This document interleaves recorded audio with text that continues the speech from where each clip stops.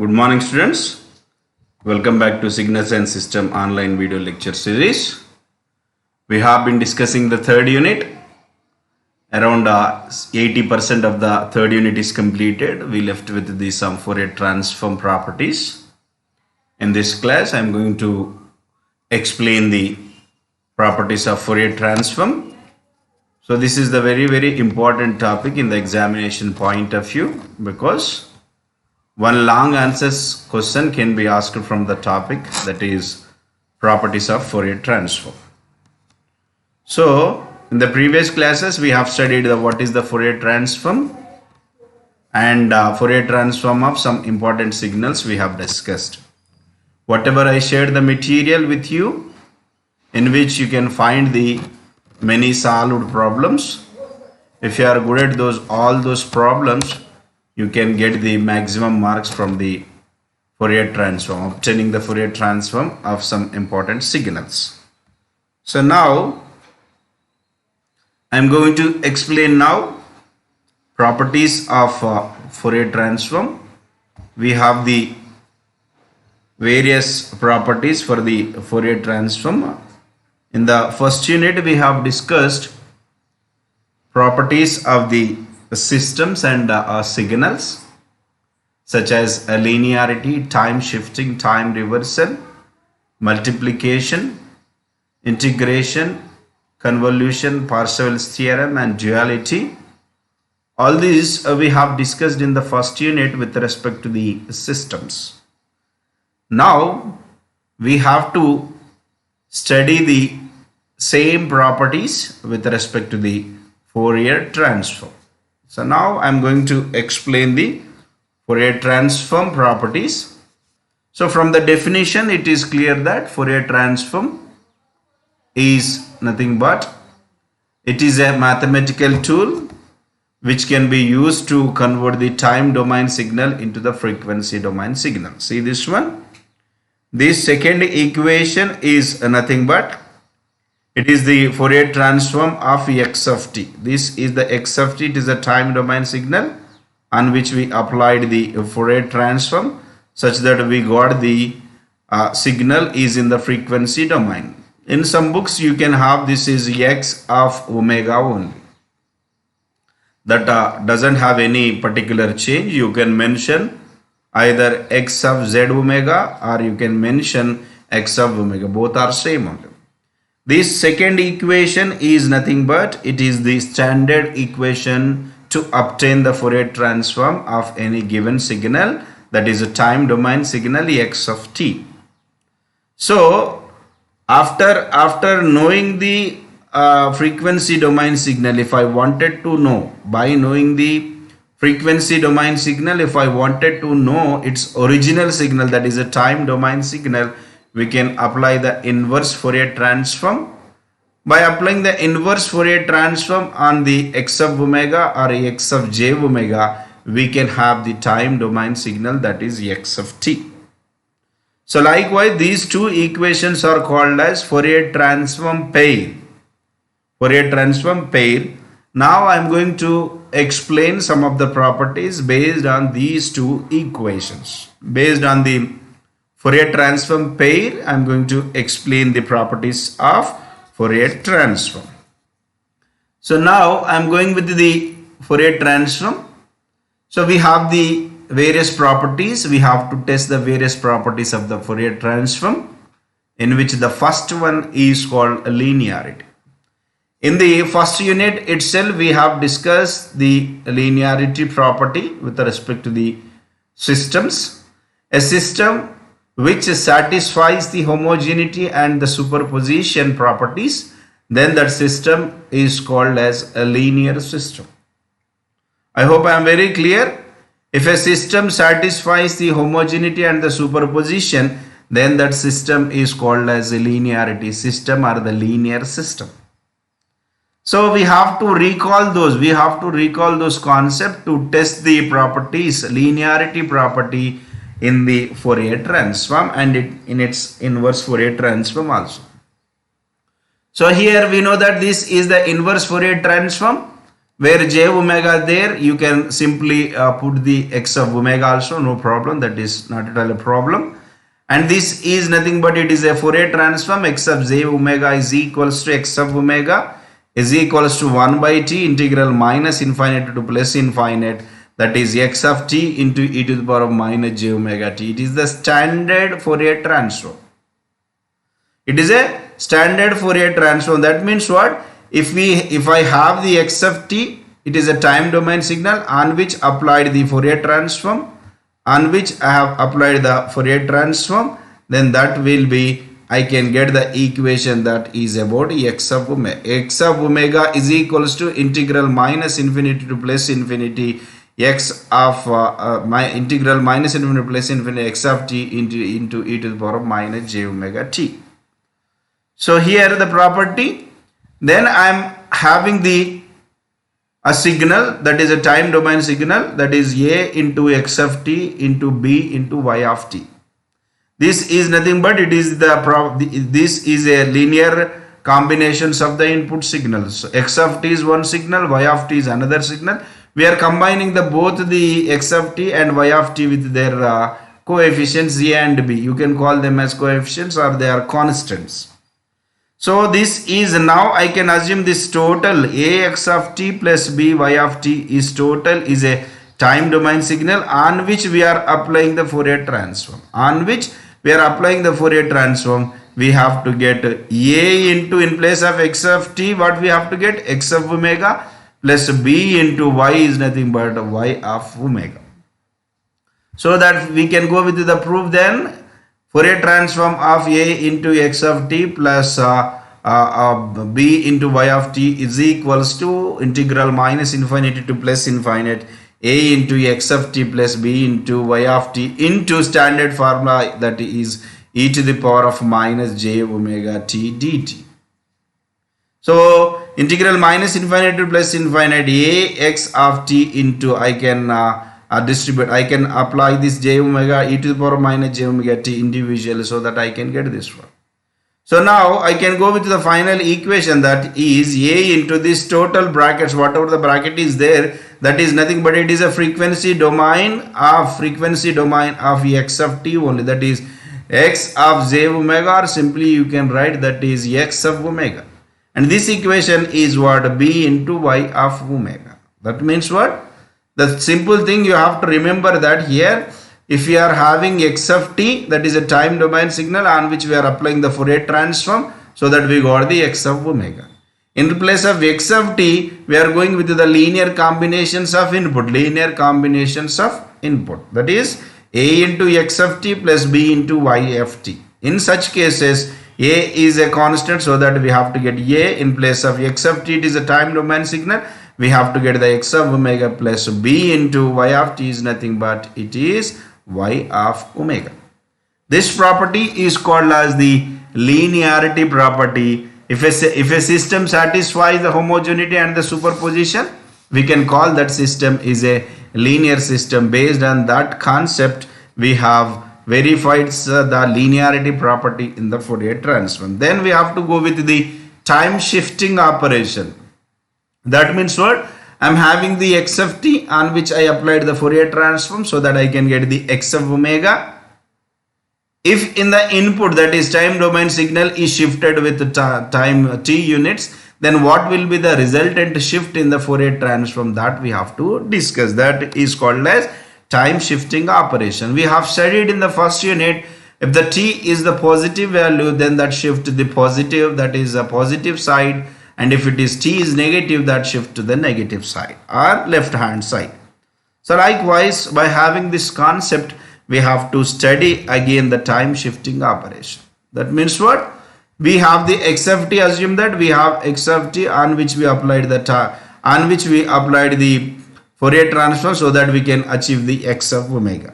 But in place of x of t, what I am taking? X of t minus t naught, that is it is a time shift with the t naught seconds. Then what will be its equivalent time shifting frequency domain signal? We have to study then. Now in place of x of t, what we are having? X of t minus t naught, on which we have been applying the Fourier transform, is equals to is equals to integral minus infinity to plus infinity. You can take this as x of t minus t naught into e to the power of minus j omega t. E to the power of minus j omega t. Then I can replace this t minus t naught with the lambda, so that from that I can write here t is equals to delta plus t naught, because I am replacing this t minus t naught with the lambda. Here this is a t term is there, e to the power of minus j omega t is there, so that I am writing that t in terms of lambda plus t naught. So then I can substitute all these assumptions, that is Fourier transform applied on the time shifting signal, that is x of t minus t naught is equals to integral minus infinity plus infinity. X of t minus t naught is nothing but lambda into e to the power of minus j omega, and t can be replaced by lambda plus t naught. T can be replaced by lambda plus t naught, so that we can have e to the power of minus j omega lambda plus t naught, and a dt is replaced by t into dt plus t is replaced by lambda plus t naught. Anyway, we can consider t naught is negligible, so that we can have the integration with respect to the d lambda. Then I can go with this is integral minus infinity plus infinity x of omega into, I can divide this is into the two parts, that is e to the power of minus j omega into lambda into e to the power of minus j omega into t naught, because here this is having the power term is having the sum, so that I can divide them into the formula that is called, when the bases are same, power should be added. Based on that one, I can divide that. So whatever the thing is there in brackets, that is we can replace, that is x of omega. This is the standard formula, that is a standard formula for the x of omega only, so that it will be e to the power of minus j omega t naught. So that means what? If we shift the time in the time domain signal, then the resultant signal in the frequency domain will be x of omega into e to the power of minus j omega into t naught. Whatever the shift is there, that will comes in the form of exponential function e to the power of minus j omega t naught. For example, someone may ask, the doubt is that if this is shifted with the positive t value, that is x plus t naught, so that you will get here minus is going to be replaced by the positive. So note that this means the time delay equivalent to the linear phase shift in the frequency domain. Now this is the time domain in the time shift in the time domain, and the linear frequency shift in the frequency domain signal also we are getting. So we know that in the last class I have explained, in the calculation of Fourier transform, we have to explain the frequency spectrum as well as the phase spectrum. Here the magnitude of that particular signal is equals to 1, and the phase angle of that x of omega is 0, so that this is nothing but what, as I explained in the Fourier transform of impulse signal, the magnitude of the impulse signal when it is converted into the frequency domain is equals to 1 for all the values of omega, and the angle of x of omega is 0. We got that is 0, but here it is not 0. Some finite value we can achieve, that is it is not 0, that may be positive or a negative. We can get the phase angle. Phase angle is equals to, we know that is tan inverse of imaginary part of x of omega by the real part of x of omega. This is the conclusion is what. So far we have discussed the two properties such as the linearity, and the next one is the time shifting property. In case of linearity, it is satisfying the linearity property. Then that is second one is what, if we give the time shift in the time domain signal, that will follow the corresponding time shift or the frequency shift in the frequency domain signal in case of Fourier transform. Now I am going with the time scaling operation, time scaling also, and you can go with the, by having this knowledge, you can go with the time reversal also. Simply here what, here x of t, we have x of t, so that we can apply the Fourier transform. so that we can get the x of omega. In place of x of t, what we have to take now? In place of x of t, we have to take the minus t. So then what will be the Fourier transform? Same Fourier transform of x of minus t, integral minus infinity to plus infinity, x of t minus t naught. This is t minus t naught is replaced by the minus t into e to the power of minus j omega dt. Now replace minus t is minus t by the lambda, minus t by the lambda, so that you can write here x of lambda into e to the power of minus j omega, and this t now it is a minus lambda. T now is a minus lambda, so that here you can write e to the power of minus j minus omega into lambda. So that here you can get the answer is x of minus omega. You can get x of minus omega we can get. That means what? If we apply the time reversal operation in the existing time domain signal, then the resultant, if we apply the Fourier transform on that particular signal, then the resultant frequency domain signal also, it is the frequency reversal signal. It is a frequency reversal signal. In such a way, you can correlate the properties of the systems with respect to the properties of the Fourier transform. Now we have the time scaling property. Time scaling property is nothing but time scaling property in which that what is the independent variable is there, that is multiplied with a constant that may be a, b, c, and here assume that here we are having the x of t on which we applied the Fourier transform, so that we can get the x of omega. We have the x of t on which we applied the Fourier transform, so that we can get the x of omega. Now what we can do? In place of t we are using at. In place of t we are using the at. Then what will be its resultant Fourier transform, that is in the frequency domain signal. So that it is the standard formula. Fourier transform applied on x of t is equals to this, the standard formula only. And so that what we can do, in place of at you can assume that is a lambda. In place of t you can have that is lambda by a. So that in dt is nothing but it is a d lambda only. By substituting all these equations you can get the time scaling operation, that is the in the frequency domain signal, that is 1 by a into x of omega by a. So like that we can have the Fourier transform properties, that is the fifth Fourier transform. The next one, just now I have explained the time reversal also.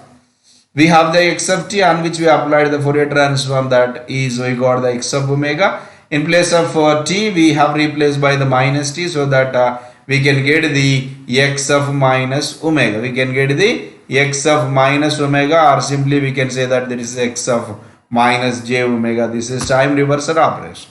This is about the multiplication by the power of t. Multiplication of power of t, that is nothing but what? We have the x of t, so that if we apply the Fourier transform we can get the x of omega. But we are multiplying that time domain signal is with the t power of n. Then what its equivalent of frequency domain signal by using the Fourier transform we can calculate now. Then now I am going with this one, is see this one. So x of omega is equals to, we know the formula, that is integral minus infinity to plus infinity x of t into e to the power of minus j omega t. Then now I am differentiating on both sides, because here this is having the d by d omega, so that I can differentiate. So that 1 by t integral minus infinity to plus infinity e to the power of minus jt into x of t into e to the power. That means what? Here we are integrating this one, so that it is minus jt into x of t into e to the power of j omega c. So multiplying with here we are having the j, right? Multiplying with the j you can get this one, and finally you will get the answer is what? If we have 1 by t integral minus infinity to t into x of t e to the power of minus j omega t, that is nothing but t Fourier transform applied on t into x of t.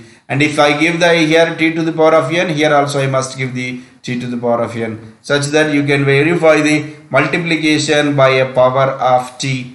Then this is a multiplication by the complex exponential function, and this can be also very similar to the previous one. And so that what, here we are having x of t and we are multiplying with the some exponential function e to the power of j omega t.